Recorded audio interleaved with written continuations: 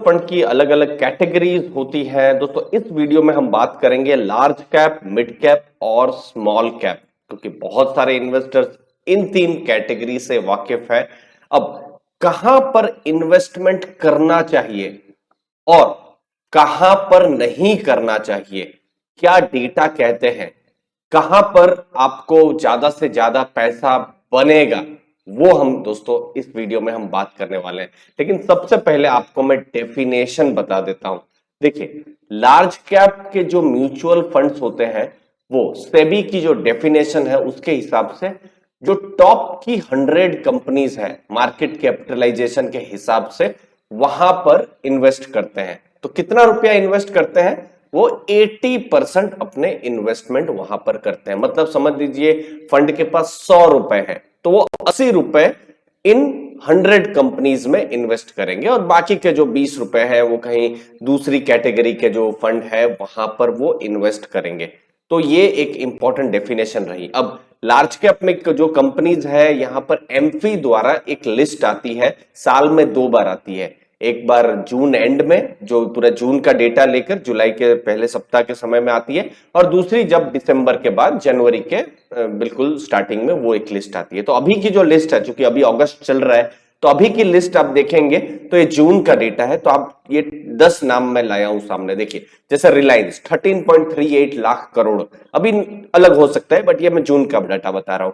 फिर है TCS, HDFC bank, Infosys, Hindustan Unilever, HDFC, ICICI bank, Kotak Mahindra bank, SBI, Bajaj finance और फिर बाकी की 90 कंपनी।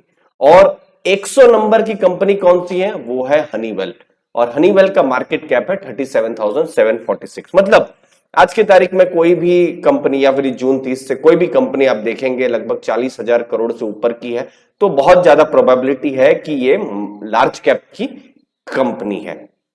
अगले डेफिनेशन पे जाता हूं, वो है मिड कैप का डेफिनेशन। अब देखिए, 101 नंबर से 250 नंबर तक की जो भी कंपनियां मार्केट कैप के हिसाब से आती है वो मिड कैप कहलाते हैं। और मिड कैप म्यूचुअल फंड कहां इन्वेस्ट करेंगे? उनके पास समझ लीजिए 100 रुपए है तो 65 रुपए जो है वो मिड कैप की कंपनियों में इन्वेस्ट करेंगे। मतलब 101 से 250 नंबर की कंपनियों में कम से कम 65% पैसा जाना चाहिए। उससे ज्यादा भी जा सकता है, नो प्रॉब्लम। अब यहां पर क्या डेटा कहता है, जैसे हमने हनीवेल देखा था, तो हनीवेल के बाद शुरुआत होती है पीआई इंडस्ट्रीज की, फिर जेएसपीएल, गोदरेज प्रॉपर्टीज है, एचपीसीएल है, आईजीएल है, पेट्रोनेट है, एसआरएफ है, एमआरएफ है, अशोक लेलैंड है, बालकृष्णा है, और आखिरी नाम है इंडिगो पेंट 11,818। तो एक रेंज मुझे पता चल रही है कि 12,000 करोड़ से 37,000 करोड़ की कंपनी जो है वो मिड कैप एक मैं assumption ले सकता हूं, और जो भी 38,000 करोड़ से ऊपर की कंपनी है एक लार्ज कैप की कंपनीज है। तो एक जस्ट एक आपको भी कभी भी एनालिसिस करे तो आपको भी आइडिया जरूर आ सकता है। अब स्मॉल कैप की कंपनी 251 नंबर और उसके बाद की जो कंपनियां है वो स्मॉल कैप की कंपनी, और सिमिलरली 100 रुपए है म्यूचुअल फंड के पास तो कम से कम 65 रुपए इन स्मॉल कैप में उनको इन्वेस्ट करना है।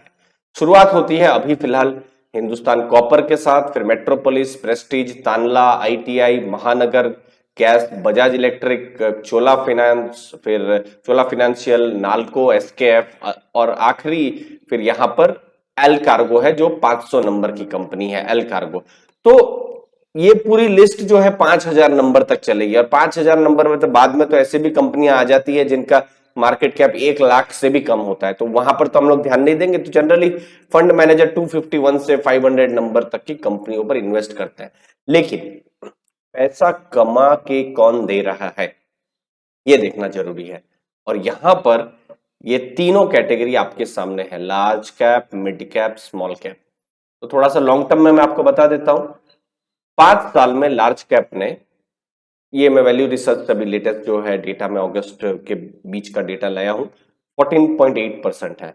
5 साल में मिड कैप का 15 है और स्मॉल कैप का 16.48। तो स्मॉल कैप बिल्कुल यहां रूल कर रहा है।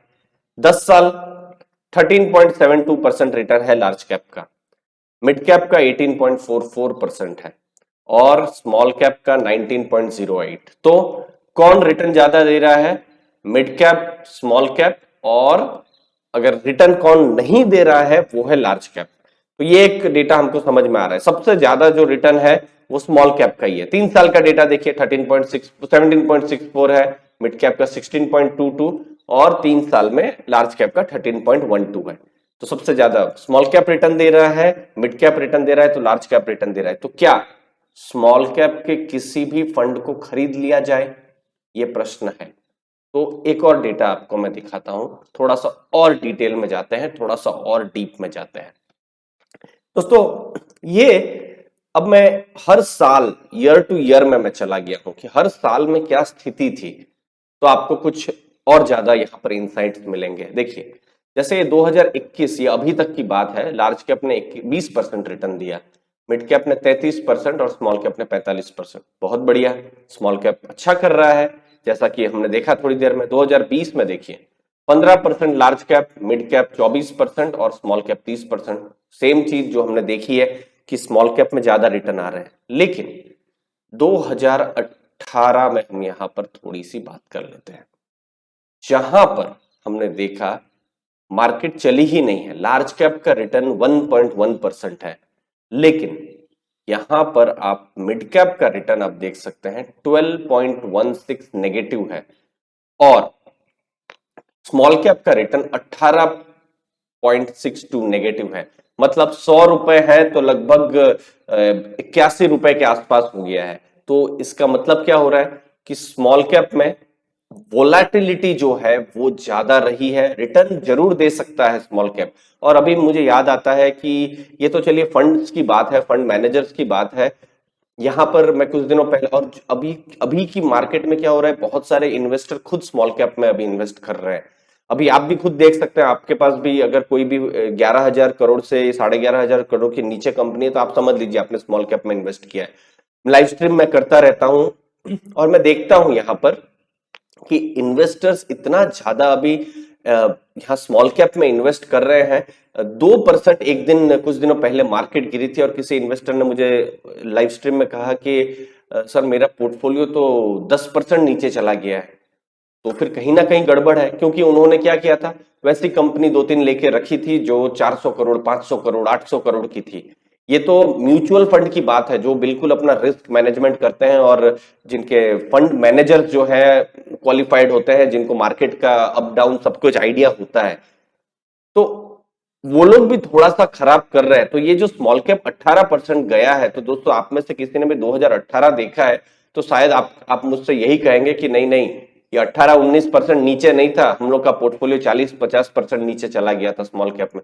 क्योंकि स्मॉल कैप में जब हम इन्वेस्ट करते हैं तो और ज्यादा वोलेटिलिटी हो सकती है, क्योंकि फंड मैनेजर जो है उसने अपना रिस्क को देखा रहता है और उस हिसाब से उसने 18-19% नेगेटिव गया, मार्केट नीचे गई तो फंड भी नीचे जाएगा। लेकिन जो इंडिविजुअल इन्वेस्टर है शायद और नीचे यहां परफॉर्म कर सकते हैं। तो ये एक चीज रहती है, ये एक बड़ा इंसाइट है। लॉन्ग टर्म में स्मॉल कैप के म्यूचुअल फंड्स में हमने देखा अच्छा परफॉर्मेंस देते हैं, लेकिन एक वाइल्ड स्विंग्स भी आ सकते हैं, वोलेटिलिटी भी आ सकते हैं। अगर आप कंजर्वेटिव इन्वेस्टर है, थोड़ा सा आपको बहुत रिस्क नहीं लेना है, बड़ी कंपनियों के बारे में देखते हैं, तो लार्ज कैप जो है वहां पर आप देख सकते हैं कि ठीक है रिटर्न उतना नहीं है, लेकिन आपको वो वाइल्ड नेगेटिव स्विंग्स जो है वो भी उस हिसाब से वो नहीं दे रहे हैं। तो ये कुछ इंसाइट्स है दोस्तों जिस पर आप काम कर सकते हैं, जिसको आप सोच सकते हैं। कोई भी आपके डाउट हो तो जरूर कमेंट सेक्शन में पूछिए। मैं एक लाइव सेशन भी ले रहा हूं यहाँ पर म्यूचुअल फंड्स पर बिगनर्स के लिए कि कैसे पहला 1 करोड़ रुपए आप म्यूचुअल फंड से कमा सकते हैं। मुझे उम्मीद है उस लाइव सेशन से भी आपको उम्मीद मिलेगी, उसको आपको वैल्यू मिलेगी इनफैक्ट। तो दोस्तों पहली बात, लार्ज कैप स्टेबल कंपनीज, बड़ी कंपनी जिनका मार्केट कैप आज की तारीख में 38,000 करोड़ से ऊपर का है। मिड कैप 101 से 250 नंबर की मार्केट कैप की कंपनीज है, इनका मार्केट कैप जो अभी हमें 12,000 करोड़ से 37 से 38,000 करोड़ के बीच में है।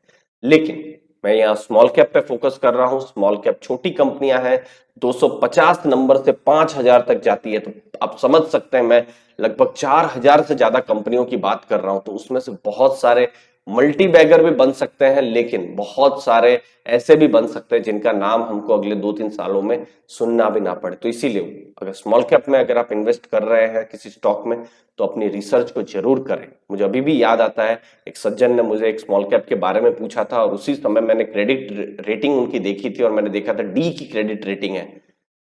मतलब इतनी खराब उनकी क्रेडिट रेटिंग थी और किसी ने उनको टिप दी थी।